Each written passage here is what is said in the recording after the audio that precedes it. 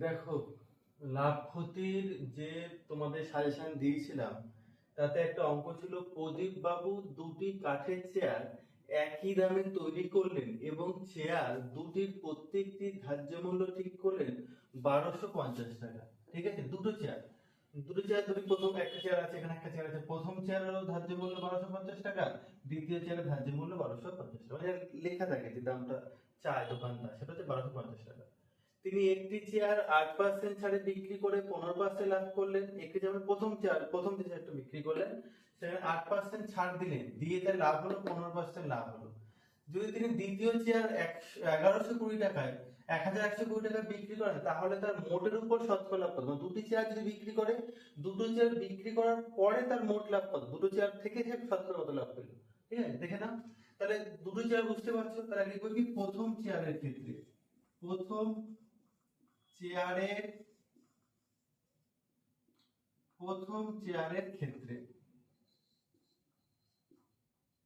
বোঝা গেল? তো প্রথম চেয়ার কি হচ্ছে? 8% ছাড়, 8% ছাড়ে। 8% ছাড় মানে কি? ধার্য মূল্য, ব্র্যাকেট টাকা লেখো। ধার্য মূল্য যদি 100 টাকা হয়, যদি 100 টাকা যদি চায় দোকানদার, 100 টাকা আমাকে দিন, তাহলে বিক্রয় মূল্য এটাও টাকা হবে। তাহলে এটাও টাকা, তাহলে 100 টাকা যদি দোকানদার চায়, তাহলে সে নেবে কত? 100 টাকা সে 8 টাকা কম নেবে। 8% না, 8% মানে 8% ছাড় মানে কি? 100 টাকার মধ্যে 8 টাকা ছাড়, তো সে নেবে কত টাকা? নেবে 92 টাকা। তা জিনিসটা বিক্রি হবে কত টাকায়? 92 টাকা। আর ধার্য মূল্য কত বলেছিল এখানে? কত বলেছিল? 1250। তাহলে 1250 টাকা যদি ধার্য মূল্য হয়, তাহলে বিক্রয় মূল্য কত হবে? এদের মধ্যে এরা সরল সম্পর্ক যুক্ত, সরল সম্পর্ক যুক্ত। সরল সম্পর্ক যুক্ত কেন? যে ধার্য মূল্য যদি বাড়ে বিক্রয় মূল্য বাড়বে, ধার্য মূল্য যদি কমে বিক্রয় মূল্য কমবে। বুঝতে পারলে? তাহলে এইটা বাড়লে এটাও বাড়ছে, তাহলে সরল সম্পর্ক হবে। ঠিক আছে, তাহলে প্রথমে কি আছে? প্রথমে হচ্ছে 100 লিখবে, তারপরে 1250 লিখবে,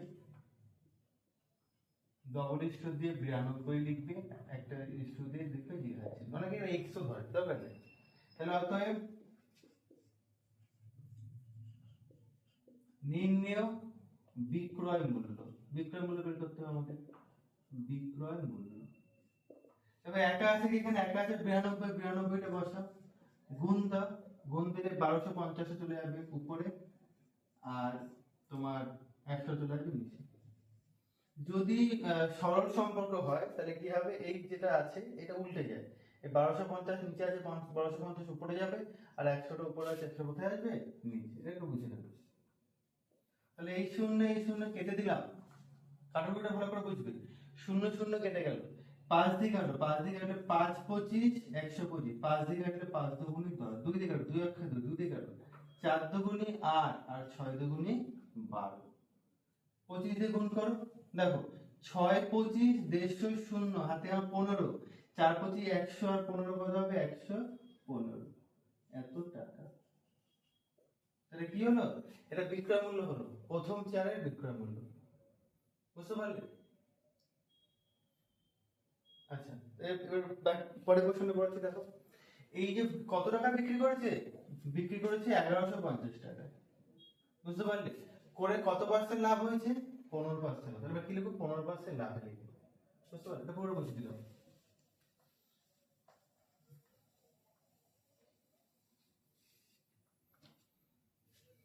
15% লাভে।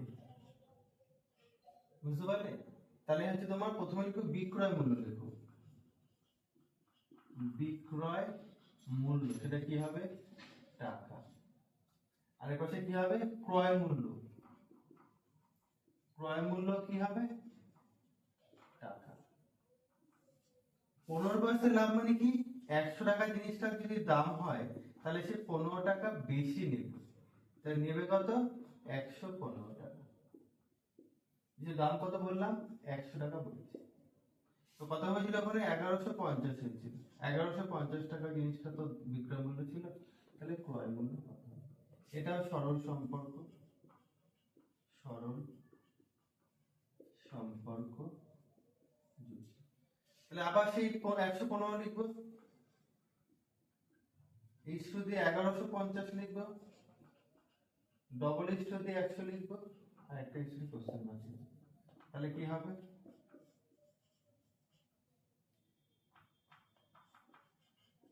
নির্ণয় ক্রয় মূল্য কত হবে, একা আছে 100, 100টা বসিয়ে দাও।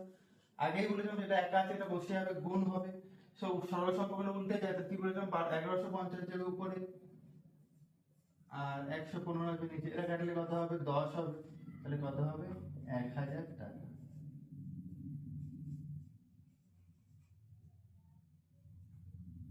বুঝতে পারলে? তাহলে প্রথম চেয়ারের বিক্রয় মূল্য কত হলো, 1150 টাকা, আর প্রথম চেয়ারের ক্রয় মূল্য কত হলো, 1000 টাকা। এটা বোঝা গেছে? এবার দ্বিতীয় চেয়ারে আসে, এটা মাথায় রাখবে যে ক্রয় মূল্য পাশে লিখে রাখো এখানে, যে ক্রয় মূল্য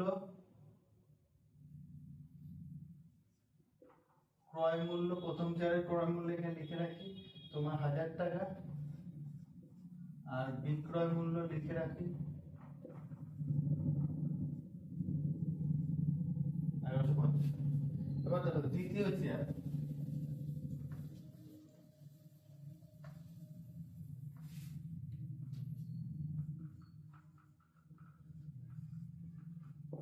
দ্বিতীয় চেয়ারের ক্ষেত্রে দেখো কি বলেছে, যে দ্বিতীয় চেয়ার বিক্রি করেছে 1150 টাকা, আর একই দামে তৈরি করে। তাহলে প্রথম চেয়ার যদি তৈরি করে 1000 টাকায়, দ্বিতীয় চেয়ার তৈরি করবে কত, 1000 টাকা। দ্বিতীয় চেয়ারের ক্ষেত্রে ক্রয় মূল্য কত হবে, ক্রয় মূল্য হবে 1000 টাকা,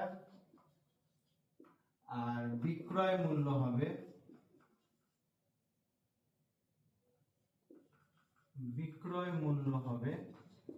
কত, 1120 টাকা। তাহলে দুটি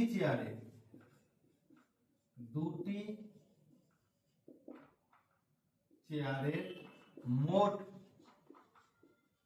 ক্রয় মূল্য কত হবে, দেখো একই দামে তৈরি করে, প্রথম চেয়ারও তৈরি করে 1000 টাকা, দ্বিতীয় চেয়ার তৈরি 1000 টাকা। তাহলে কত হবে, 2 গুণ 1000 মানে 2000 টাকা। আর দুটি চেয়ারের মোট বিক্রয় মূল্য কত হবে, তবে লিখে দেখো, প্রথম চেয়ার বিক্রি করে কত, 1150 টাকা, আর দ্বিতীয় চেয়ার বিক্রি কত করে, 1120 টাকা। তাহলে কত হবে, 2270 টাকা। তাহলে দুটি চেয়ার বিক্রি করে লাভ হয়, কত টাকা লাভ হবে, দেখো 2270 টাকায় দিয়ে বিক্রি করেছে, আর 2000 টাকা দিয়ে কিনেছে, তাহলে কত টাকা, 270 টাকা। লাভের নিয়ম তোমাদের শিখিয়েছিলাম যে বিক্রয় মূল্য মাইনাস ক্রয় মূল্য। লাভের সূত্র কি, সূত্র কি, বিক্রয় মূল্য যা হবে তার থেকে ক্রয় মূল্য কি করতে বিয়োগ করতে হবে। কিন্তু এখানে চেয়েছে শতকরা লাভ, কি চেয়েছে, দুটি চেয়ারের, লিখে দিই, বা মোট শতকরা লাভ, মোট শতকরা লাভ। মোট শতকরা লাভ মানে কি, দুটি চেয়ার বিক্রি করে কত টাকা লাভ, দেখো দুটি চেয়ার বিক্রি করে মোট লাভ হয় 270 টাকা, আর ক্রয় মূল্য হচ্ছে কি 2000 টাকা ইনটু 100। তাহলে শতকরা লাভের সূত্র কি, লাভ বাই ক্রয় মূল্য ইনটু 100।